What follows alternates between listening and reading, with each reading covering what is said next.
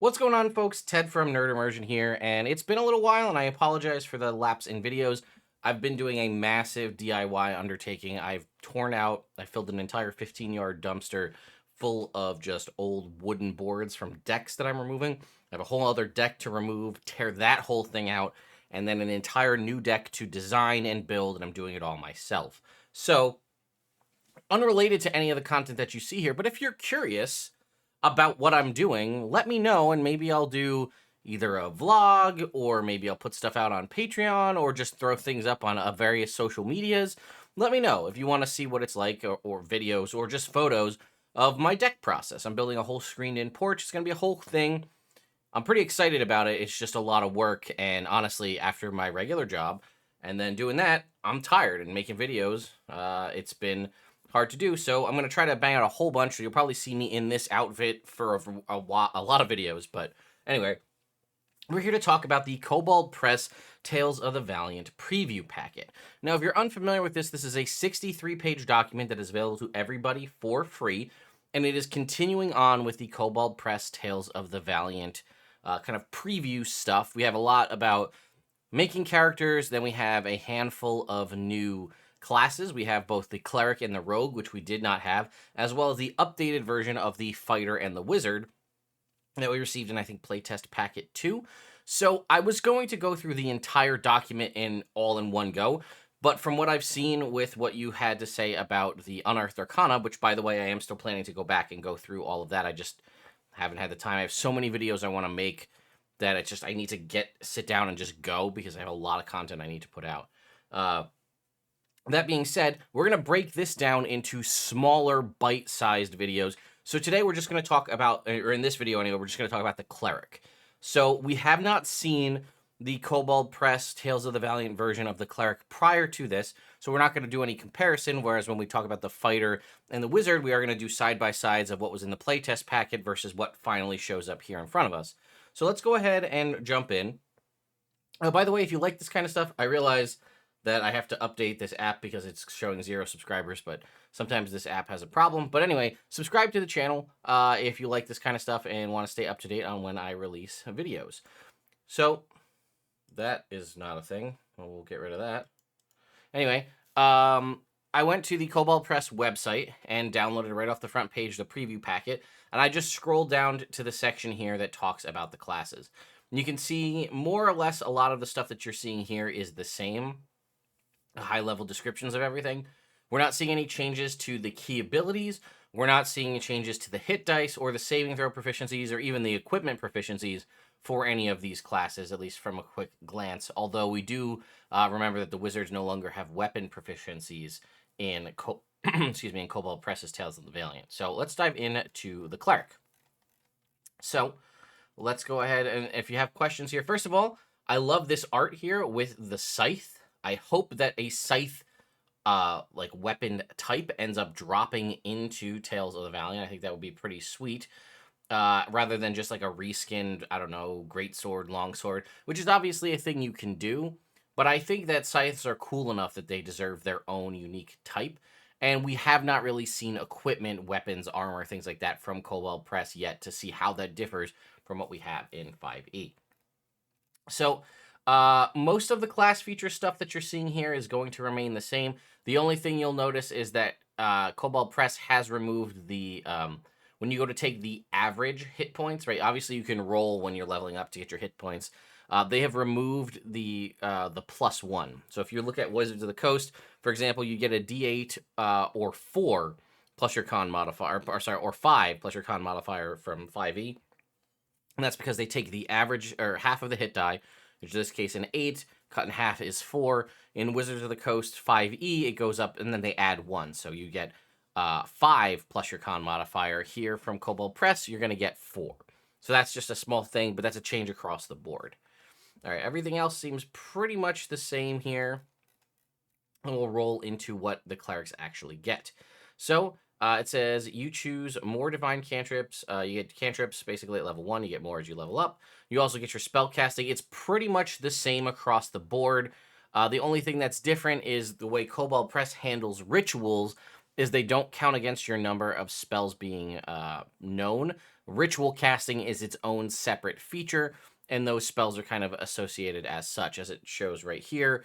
Ritual casting, as a cleric, can cast a long form type of spell called a ritual. You don't prepare them, and they don't use spell slots. You choose one, and then there's a table that shows you how many you learn as you level up. And that's pretty much just how that goes. I like this idea of removing ritual spells from the general spellcasting pool. It's just kind of like a fun thing you can do that takes a little bit longer than the traditional spell casting. So first new feature we have here is Manifestation of Faith. This is basically what was the 5e cleric's like level 8 ability, where you would either get potent spellcasting, where you'd add your wisdom modifier to your cantrips, or you would add a little bit of extra, like a d8 extra damage, let's say, to your melee attacks. They have now moved this to level 1. However, it's slightly different in that Manifest Might also gives you proficiency with heavy armor and martial weapons. And then also, when you hit once per turn, so still limited to the way the previous cleric in 5e was, you can cause the attack to deal additional radiant or necrotic damage equal to your proficiency bonus. Rather than a dice roll, which was previously a d8 on the divine strike, it has now been shifted to your proficiency bonus, so this will not double when you critical if you do so. And then Manifest Miracles gives you one additional cantrip of your choice from any circle of magic, meaning that you could possibly grab something from the divine. You're obviously you could grab from one of the other circles, not just the cleric typical divine list here. And it doesn't count against the cantrips you know, and you add your proficiency bonus to any damage you deal with any divine cantrip. And the new cantrip that you gain here does count as a divine cantrip. So this is really interesting. I kind of like this, though, because you are getting this at level 1, and you will be slightly more powerful than you would be in 5e. But that's kind of the name of the game from what we've seen with Kobold Press here. You're going to be a little bit more powerful, but then it also allows the monsters to be a little bit more interesting and more powerful. So you're going to get to deal this extra damage out the gate. And again, potential for really interesting things by allowing you to choose any cantrip and then get to add your wisdom modifier, or sorry, your proficiency bonus rather, to the damage. That's pretty nice because you could possibly, this could remove your need to have to worry about fighting in melee if you get a good melee-based cantrip from another circle. And it goes on to talk a little bit about reworking the cleric. We're going to come back to this after we read through the rest of the features. Here's the table. We can see cantrips. Here's the rituals. And then remember, Kobold Press doesn't call them levels anymore. They're calling them rings. So this is first ring spells. Again, just a simple change, but it is what it is. We get Channel Divinity gets activated here at 2nd level. We get 1 per rest. We get that back on a short or long rest. And other subclasses may give you other uses of Channel Divinity, similar to what we see in 5e. The base use that you get is the Turn the Profane. This is essentially what was Turn Undead in 5e, however, it now affects fiends and undead. I like this a lot. It gives you a lot more utility here. Fiends and undead, it kind of fits the theme of the cleric, so I enjoy that. And at the same time, it gives you a little more usefulness for this ability. At 3rd level, you're going to get the Divine Domain and the domain spells associated with it. Again, this kind of follows what we've seen with what Wizards of the Coast is doing. Kobold Press seems to be following suit by shifting subclasses to land on 3rd level as opposed to 1st. 4th level, you'll get your either ability score improvement or talent. Actually, here it is. Increase 1 ability score of your choice by 1 and choose a talent. Right? So talent is Kobold Press's replacement for feats. So just, again, pretty much the same thing, just a slightly different name. You get 1 ability score by 1 and a talent of your choice. Again, it's kind of similar to what we're seeing with the kind of removal of half feats or shifting those to later on. I like this. It gives you a little bit more power here. And then depending on the talent you choose, you could possibly kind of work things together. And then at 5th level, you get Destroy the Profane. This is, again, similar to what we used to know as Destroy Undead. However, it now works again on fiends or undead. So let's go back and look at our table here. All right, so this covers the changes made to the cleric. Divine Domain is now at 3rd level. Standardizes progression so players can achieve important milestones as a group. Better spreads around the cleric class features. Makes 3rd level more exciting. Manifestation of Faith is a new 1st level feature that allows a cleric to gain additional proficiencies or enhance the power of their spells, depending on whether you want to play a more warrior-like or priest-like cleric.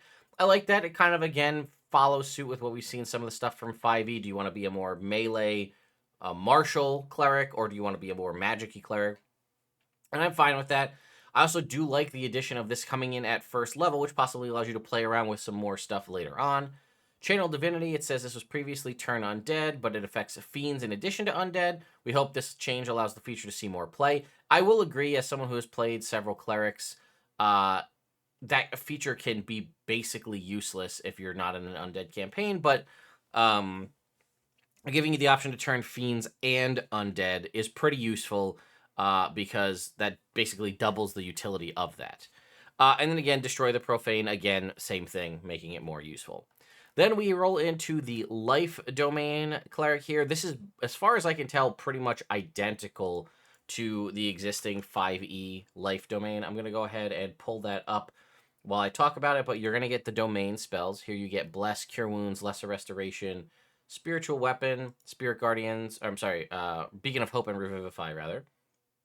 If I were to pull up the life domain, you'll see that that is basically exactly the same. So if we can just get this to snap here, we'll go ahead and shrink these down, get a good look at what we're dealing with. So they look to be exactly the same. We get Preserve Life here. I think this is also exactly the same. As an action, present your holy symbol, evoke healing, restore a number of hit points equal to 5 times your cleric level. Preserve life, hit points 5 times your cleric level. That's the same. It is a 30-foot radius. You divide them amongst the creatures, and you cannot store no more than half of its hit point maximum. That remains the same, so nothing changed there. Disciple of Life. Whenever you use a first ring or higher healing spell to restore hit points, the creature regains an additional HP to 2 plus the spell's level, or a spell's ring in this case. That's the same. And then that's that. Then we're going to move on to the War domain is the other one included here in Kobold Press's starter packet here. So we're going to scroll up to the top here on D&D Beyond so we can jump to the War domain and do a comparison. So we are going to get Divine Favor, Shield of Faith, Magic Weapon, Spiritual Weapon, Fear, and Spirit Guardian. So they have replaced Crusader's Mantle with Fear. I think that's a reasonable change. We get, I remember now, because we're not going to have the first level abilities or the second level abilities, we're going to now get subclasses at third level. So we get Mark of Triumph, which is you can use your Channel Divinity to mystically mark a foe. As a bonus action, you present your holy symbol and mystically mark one creature you can see within 30 feet. Until the start of your turn, any creature who attacks a marked creature has advantage on the first attack roll they make. Now again, you activate this as a bonus action, and then until the start of your next turn, so meaning you can use it, and then anybody between your turn and the start of your next one can make their first attack against said marked creature with advantage. Now, the only thing we had that was kind of similar to that was what was called Guided Strike, which was the ability to add +10 to a roll. I like the use of advantage because while a +10 to the roll is nice, and it was a reaction that you could choose to do. Well, actually, when you gave it to somebody else with War God's Blessing, you could use it as a reaction. You could also, when you made an attack roll, choose to add +10. This is kind of a nice thing because you use it as a bonus action on your turn, and then it's just active for anybody who wants to attack that creature. Now, I realize there's a little loss of versatility here in that you could pick and choose. If somebody was going to attack another creature, you could give them War God's Blessing. That was nice. This is a singular target. Obviously, you need to make a smart choice when you're in the heat of battle who you want to target. All right, if there's only one singular boss, that's going to be your main choice. But you pick, and then the activation of it after your initial bonus action expenditure is on just whenever the attack is made, which is nice. It also is an attack roll, so it doesn't specify melee, ranged, or spell, which is nice, so that'll have some versatility options there. And there are things that will trigger off of advantage, right? This could possibly make a net roll for somebody who had disadvantage on a roll. This could allow someone like a rogue to sneak attack. A lot of use there, so I appreciate the change. And then we have Disciple of War, which I believe is similar to what once was called War Priest. When you successfully hit a creature while using the attack action, you can choose to make an additional weapon attack as part of the same action. You can do this proficiency bonus times per long rest. Previously, War Priest in 5e was when you take the attack action, you can make one weapon attack as a bonus action, and this was wisdom modifier times per long rest. This is proficiency bonus times per long rest. However, the nice thing is when you successfully hit a creature while using the attack action, you can choose to make an additional weapon attack as part of that same action, meaning it does not change your ability. It doesn't use your bonus action, which is nice. So you still have full access to your bonus action while using this ability. So you could, in theory, Mark of Triumph a creature that you're fighting as your bonus action, and then on your turn, use your attack action to attack them, hitting them with your first attack with advantage, and then following up with a second attack, which is a pretty nice thing to see. I'm curious to see what the higher level abilities of this War Domain are, as we've seen kind of Guided Strike and War God's Blessing, which were two of the features for the previous Cleric, kind of rolled into one feature here called Mark of Triumph. And Divine Strike has kind of been rolled into the first level Cleric ability. So I'm very curious to see what the later level abilities will be for the War Domain. Perhaps the ability to move the Mark of Triumph to another enemy as a bonus action or something similar to like how you would do with like a Hex or a Hunter's Mark. That could be a neat option. I'm also curious if the spells are going to remain the same as we get to higher levels. Yeah, freedom of movement, stone skin. Now, perhaps Crusader's Mantle wasn't in the OGL. That may be why, or sorry, wasn't in the SRD. So that may be why it's not here. But I like Fear as well. It's could War Domain battlefield control option for you. I like this a lot. I like the change to Disciple of War. It also would stack with, if you did multi-class to some class that got you the access to extra attack, Disciple of War would still stack with that, and again, your bonus action would still remain available. And that is it for the Cleric from Kobold Press, from Tales of the Valiant. This one was a little bit longer because I was kind of getting through the intro bits. So hopefully going forward, when we talk about some of the other classes, specifically the Rogue one should be relatively short, but the Fighter we will have a playtest packet to compare against, as we will with the Wizard. Let me know your thoughts and opinions on this in the comments down below. I also will throw a link to the Kickstarter, as it is still ongoing, if you'd like to back it yourself. Anyway, let me know your thoughts and opinions in the comments down below, and I'll see you all next time.